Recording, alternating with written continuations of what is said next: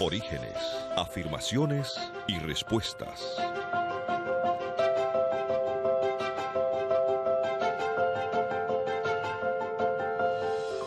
Hola, bienvenidos de vuelta a nuestro programa Orígenes, afirmaciones y respuestas. Este día nos corresponderá ver evidencias del diluvio, el Arca de Noé. Haremos un examen bastante detallado de cómo el arca fue construida y cómo fue diseñada. Tenemos un texto bíblico, Génesis 6, del 13 al 14. Dice: dijo pues Dios a Noé: he decidido el fin de todo ser, porque la tierra está llena de violencia. A causa de ellos, y he aquí, yo los destruiré con la tierra. Hazte un arca de madera de gofer. El arca, de hecho, tuvo bastantes instrucciones para poder ser construida. Y estas deben verse en detalle en Génesis 6, del 14 al 16. Dice: hazte un arca de madera de gofer, primera instrucción. Le harás aposentos, segunda instrucción. La cálafa te harás con brea por dentro y por fuera, otra instrucción. Y aquí le da las medidas: 300 codos de longitud, 50 de anchura y 30 de altura. Harás piso bajo, segundo y tercero. Con estas instrucciones, que parecen tal vez cortas, yo les voy a mostrar hoy día cómo Noé pudo construir esa arca. Sin embargo, tenemos que tener en cuenta lo siguiente. Era una construcción de gran durabilidad, y definitivamente ninguna sabiduría humana pudo inventar. Dios era el diseñador y Noé fue su constructor. Esto lo dice la escritora Ellen White. Hay un estudio que se lo hicieron ingenieros navales de Corea, y ellos hicieron un análisis de 3 aspectos de seguridad: la competencia estructural, el buque como estructura de madera que pudiera soportar el mar que tenía que enfrentar; la competencia también de estabilidad, es decir, si podía soportar las olas que le golpeaban por el costado y que tenía que ir montando, y si es que iba a tener suficiente estabilidad para no volcarse. Y tercero, la calidad marinera de navegación. Estos 3 aspectos, sin embargo, y les puedo adelantar, fueron evaluados positivamente. Primero, el arca de madera de gofer. El arca de madera de gofer nos trae un pensamiento: ¿qué madera se usó? Y la madera que se usó realmente es una madera dura. Gofer no es una madera específica, sino es una madera solamente dura. Esta madera se sacaba, por supuesto, de los árboles locales, que eran bastante grandes. Pensemos en la época prediluviana, donde había bastante buen clima, tenían condiciones bastante especiales en ese tiempo, y los árboles podían crecer fácilmente 10 metros de altura por 1 metro de diámetro en su tronco. Estos diámetros pudieron posiblemente cortarse buena madera y con ello lograr construir esa arca. Más o menos se estima 800 árboles se necesitaron para construir el arca. Y esto da un desplazamiento, un peso del buque sin animales, más o menos de 4.000 toneladas.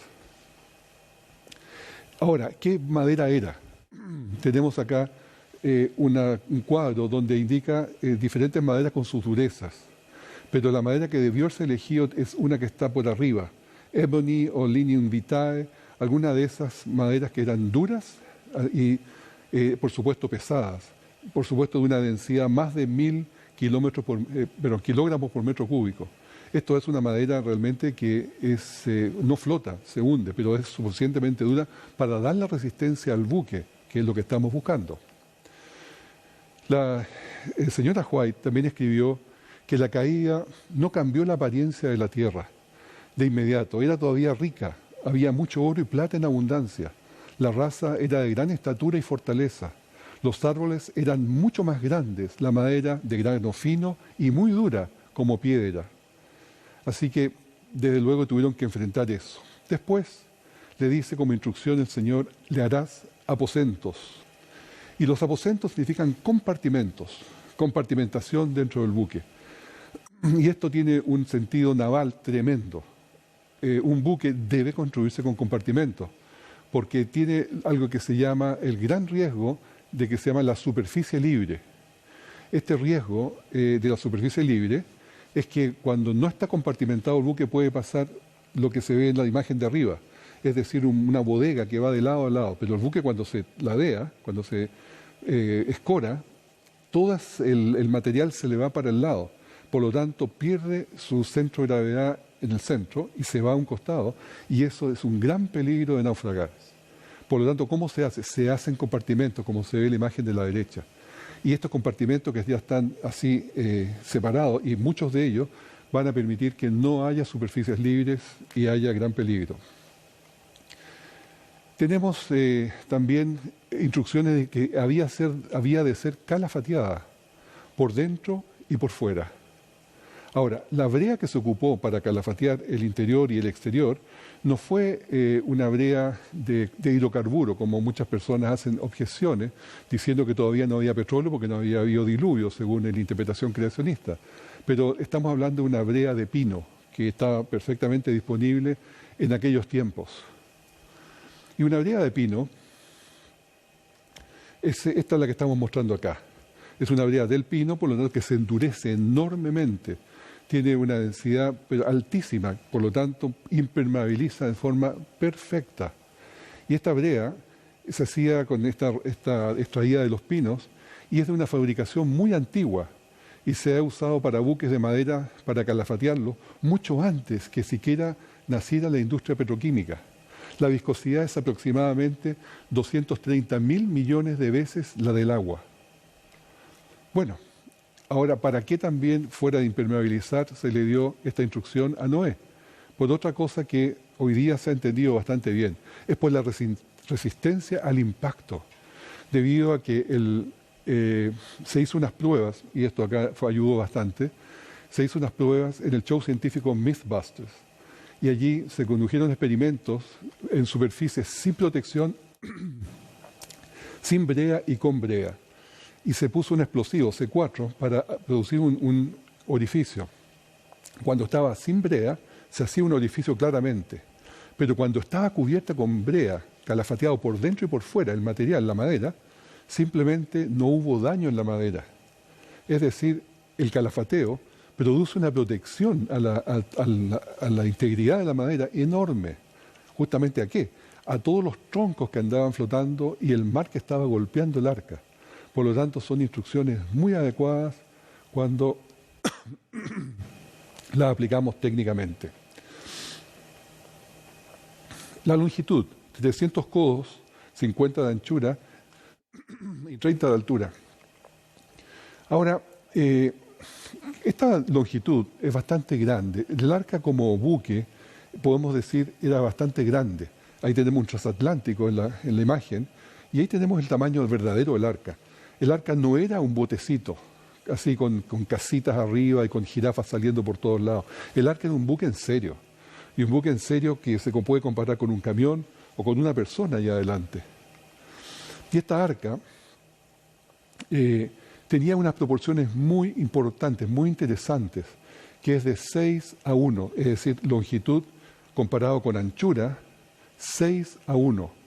Y esto es una proporción que se usa mucho hoy día en los buques modernos, porque es la mejor forma para darle al buque navegabilidad. Por lo tanto, la proporción 6:1 viene indicada claramente en la escritura, porque era un diseñador que sabemos que lo sabe todo. Al final, había que, en este diseño, que determinar una serie de cosas para poder llegar a un equilibrio, porque se puede dar máximo confort, máxima comodidad, se puede dar máxima resistencia estructural o se puede dar máxima estabilidad. Pero el arca tiene la mitad de todo, o sea, está en el medio de todo.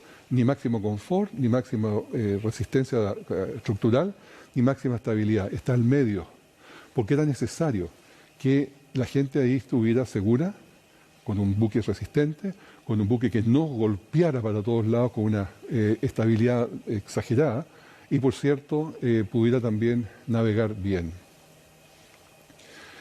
Se le indicó también a Noé de que le pusiera 3 cubiertas y podemos ver también en la imagen las cubiertas que fueron diseñadas, que da también una resistencia, da una adecuada resistencia estructural al buque y también las plataformas, ¿no es cierto?, que se ven bajando ahí a mano derecha y también iluminación y ventilación con esa parte de más arriba. Ahora, los esfuerzos y solicitudes que un buque es sometido en el mar son enormes.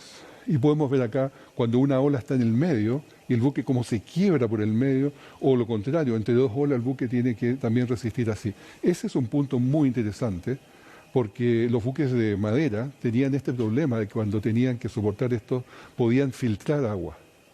De hecho, hay un caso que se habla del Wisconsin, que fue un buque que se hundió, pero después de 17 años de navegar llevando carbón.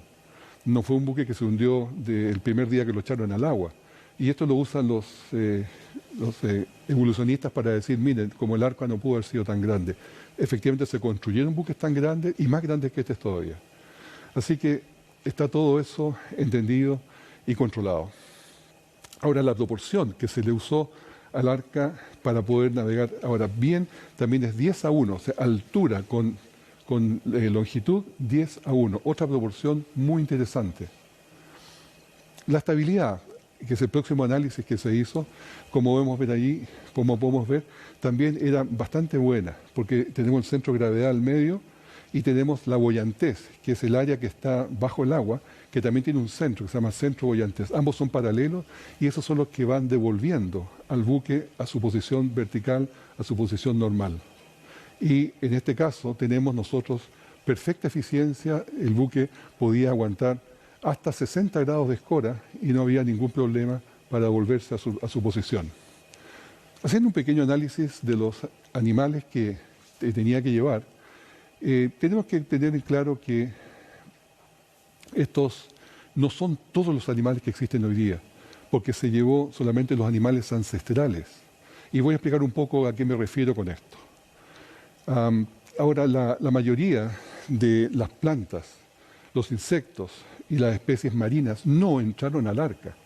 Y digo la mayoría porque posiblemente alguna polilla, alguna cosa así puede haberse entrado, pero la mayoría de los insectos no entraron.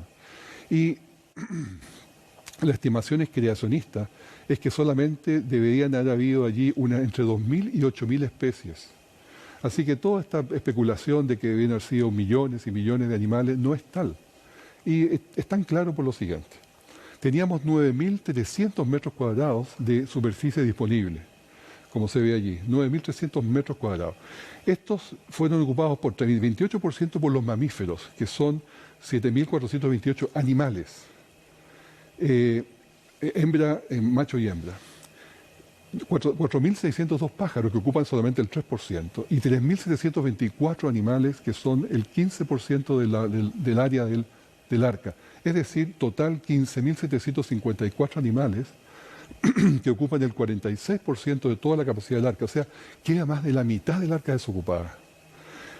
El resto para comida, para guardar comida posiblemente concentrada, agua en estanques laterales y, por supuesto, Noé y su familia. Pero, sin embargo, queda más espacio. Y podemos decir, ¿por qué quedó más espacio? Porque estaba dispuesta la disponibilidad de lugar para poner más gente.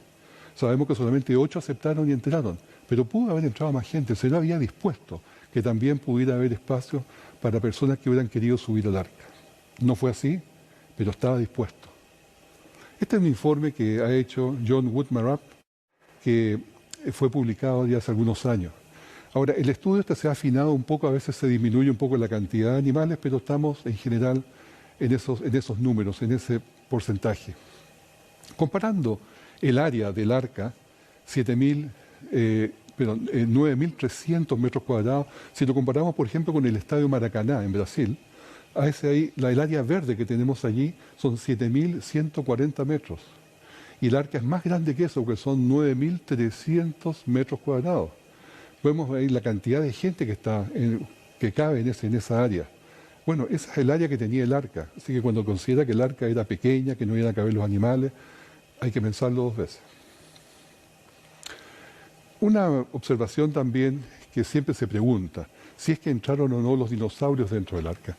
Y es probable que sí. Eran también animales creados, no sé qué especies serían, pero aquí tenemos una curva de crecimiento de los dinosaurios. Y especialmente en los primeros 5 años, los dinosaurios eran pequeños. Después de los 5 años recién empezaba un crecimiento explosivo. Por lo tanto, perfectamente pudo haberse hecho y se transportaron, por lo tanto, animales pequeños. Muchos de ellos juveniles y muchos de ellos también podían perfectamente estar en un estado adormecido, estar en hibernación. Por tanto, hay muchas ideas y soluciones para los problemas que se pueden plantear. Perros, dije recién que entraron solamente el ancestral. En este caso, no entraron todas las razas, como se ven allí. Ahí están algunas de las razas, pero hay muchas más. Pero todos son perros. Y todos vienen de un solo perro, que es el lobo ancestral. Y el lobo ancestral es aquel que probablemente subió al arca, y ese lobo ancestral tenía en sus genes toda la información genética para formar todos estos hijos, con colas más largas, patas más largas, pelo más largo, nariz más larga, orejas más largas, todo lo que quieran, variaciones, pero todos dentro de la especie perro. Por lo tanto, cuando se pretende que todos entraron, está en un gran error. Y esto lo afirma, a propósito, un informe de la revista Science. Dice un informe del año 2002, noviembre del 2002, dice, los perros domésticos tienen un origen en los lobos y ha sido bien establecido. Examinaron el ADN mitocondrial de 654 perros domésticos de cada raza existente. Surgió y sugirió que tienen todos un origen común, los perros de un solo pool genético, siendo el lobo el ancestor de todos los perros, o sea, el antecesor de todos los perros. Conclusiones sobre el arca. Podemos decir que, como buque de madera, resiste bien las tensiones y compresiones. El arca rectangular probó ser poco eficiente como rectangular, pero no se necesitaba solamente para flotar, no para navegar. Sería casi imposible volcarla, porque se podría escorar 60 y tal vez hasta 90 grados o más. Sus proporciones 6:1 y 10:1 hacen óptima su operación en el mar, y la carga compartimentada, como se indicó, también elimina los peligros de la superficie libre. Hay modelos de arca hoy día que están en diferentes partes. Aquí hay uno en Hong Kong que se usa como hotel, pero es el modelo real con las dimensiones reales. El arca en Hong Kong, al lado de un puente, para efectos absolutamente turísticos. Podemos ver algunas imágenes más de él, que es enorme y grande, esa es la proa. Podemos ver también una segunda arca que está en Holanda, que la construyó John Hubert, que es como la que estamos viendo allí, o bien incluso navegando por el Ámsterdam, los ríos de Ámsterdam, y podemos ver el tamaño que tiene. Cada uno, por supuesto, hace sus pequeñas interpretaciones, pero el tamaño es lo que importa, que es una arca enorme.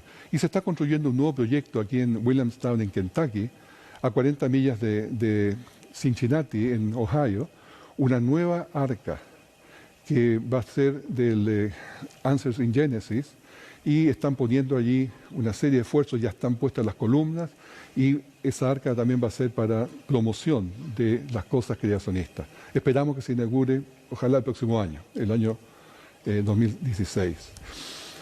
El hecho que hayan subido animales al arca es un hecho sobrenatural, porque el Señor eligió los animales. El Señor tomó las parejas y las llevó y las enfiló para que fueran entrando al arca. Especialmente aquellos que eran más sanos, que eran los mejores ejemplares, 7 de los limpios y sabemos 2 solamente, una pareja solamente de los inmundos. Pero, sin embargo, y aquí aclaro para que las suspicacias no sean algo real, no tuvieron que saltar desde Australia. Los cangurús no tuvieron que ir saltando desde Australia hasta el arca, porque no había Australia, primero que nada, era solamente un continente, la Pangea. Y cuando tuvieron que subirse al arca, el Señor los guió y los llevó posiblemente lo que estaba más cerca. No tenía por qué ser de tan lejos. También hubo un llamado.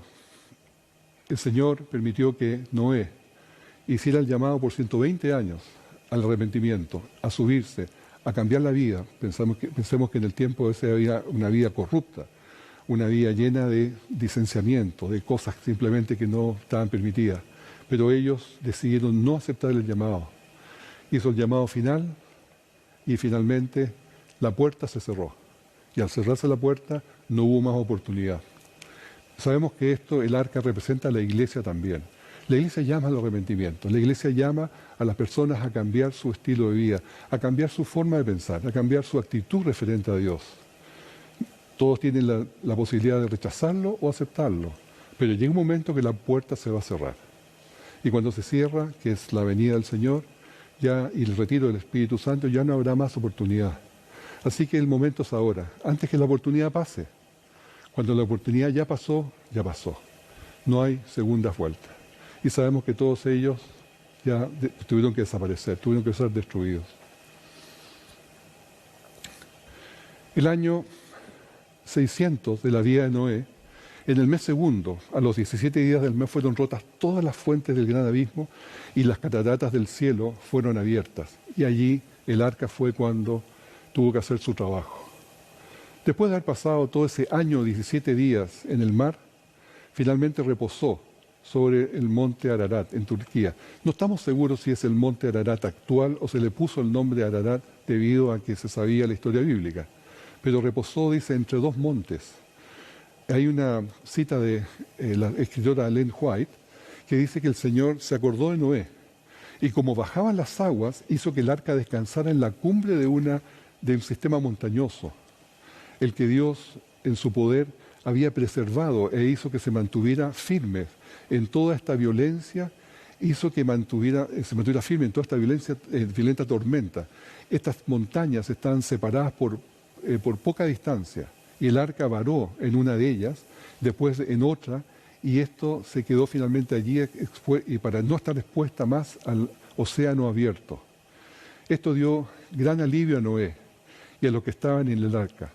Cuando las montañas y las colinas comenzaron a aparecer, ellas estaban dañadas y ásperas, y a su alrededor apareció como un mar de aguas turbias y barro suave. Bajaron los animales y sabemos también de que hoy día se han hecho bastantes anuncios de arcas que se han descubierto. Yo quisiera tratar un poquito este tema antes de concluir nuestro tema de hoy día. Dos descubrimientos que se han hecho en el mismo zona del Ararat han dado cuenta de arcas. Y la primera que les quiero contar es de un grupo turco-chino que anunció un arca en el año 2009. Este grupo turco-chino mostró que había un arca más o menos a 4.200 metros de altura. Y esta arca, la rareza es que fueron a mostrarla en invierno. El equipo turco-chino tuvo que subir en invierno, cuando en verano es todo seco y no hay nieve, pero en invierno tiene una gran carga de nieve ese lugar. Por lo tanto, tuvieron que subir con este equipo chino con gran esfuerzo y llegar, como decía, a la altura de los 4.200 metros. Y encontraron allí una cueva donde podían entrar. Colgándose para adentro con cuerdas, pudieron ir explorando qué es lo que había dentro de esa cueva. Y que fueron descubriendo cosas bastante espectaculares, como por ejemplo dentro del glaciar, ahí la piedra, se ve una escala de madera que va bajando. Ahí hay uno de los exploradores chinos. Después se descubrieron habitaciones, como la que está también en la imagen, una habitación perfectamente dibujada, con hielo, como ven por arriba también, y esta habitación aparentemente había sido muy bien conservada en el tiempo. Otras habitaciones también con hasta paja que tenía presente, y otras más hasta con colgadores. En fin, se descubrieron en total 7 habitaciones, como se puede ver en la imagen. Y también una gran habitación muy alta, sugiriendo como que era un salón, así un gran salón, para poder caminar la jirafa. Esa es la impresión que da. Todo esto, cuando se pone más o menos en perspectiva, se puede ver en esta forma: 2 escalas de madera por los lados, un gran salón al medio. Se puede ver la imagen pequeña de un hombre allí, que está en rojo. Ese es el tamaño que tiene. Y también las habitaciones con el mismo hombre en las otras diferentes habitaciones. Es decir, algo espectacular. O sea, de esto de ser real es francamente abismante. Pero el año 2010, Don Patton visitó el lugar y pudo entrar ahora en verano. Y fue al mismo lugar donde estaba la entrada de la caverna, de la cueva, y quedó al descubierto un fraude. ¿Y por qué un fraude? Porque descubrió que como este es un glaciar, se movió y al moverse fue destruyendo todas las estructuras que hemos visto anteriormente, que habían sido puestas allí por obreros turcos, los cuales que querían hacer era solamente poder establecer un lugar turístico para atraer mucha gente, por supuesto dinero. Y se encontró claramente que habían pedazos de madera quebrados, como está allí en la imagen, que era madera nueva, recubierta con ceniza solamente. O sea, un engaño muy burdo. Lamentablemente quedó al descubierto y esto, por supuesto, no pasó más allá que una vergüenza para aquellos que lo declamaron que habían descubierto el arca. Hay otra también historia sobre Ron Wyatt. Y él también supuestamente descubrió el arca en las alturas de Ararat. Pero, ¿qué es lo que realmente sucedió allí? Ron Wyatt descubrió esta forma geológica, si se quiere, y hizo mediciones él, que son esas pequeñas líneas que se ven así como nervios para allá. Y eso, ¿qué es lo que estaba tratando de indicar? Es donde él dijo que había descubierto que habían estructuras que eran totalmente sólidas y que podían darle posiblemente remaches que estaban puestos en el arca. Y, por supuesto, suponiendo que este era el arca que se había abierto un poco, pudo decir que aquí estaban las estructuras y, desde luego, una cosa así es hecha por el hombre. O sea, nadie puede pensar que eso es natural. Pero cuando se fue revisando esta historia, en Durupinar, en Turquía, se vino a descubrir de que había algo equivocado o algo posiblemente de mala fe.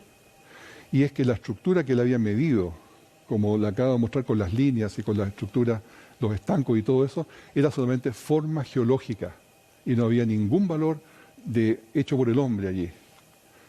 Y esto de acá, finalmente, ahí tenemos la imagen, hecha eso habría sido absolutamente hecho por el hombre a mano derecha, pero esto es lo que había, figuras solamente geológicas, por lo tanto, era falso. Sigue la búsqueda hoy día del Ararat, ahí están el Ararat pequeño, el grande y el chico, pero algún día sabemos que se va a encontrar.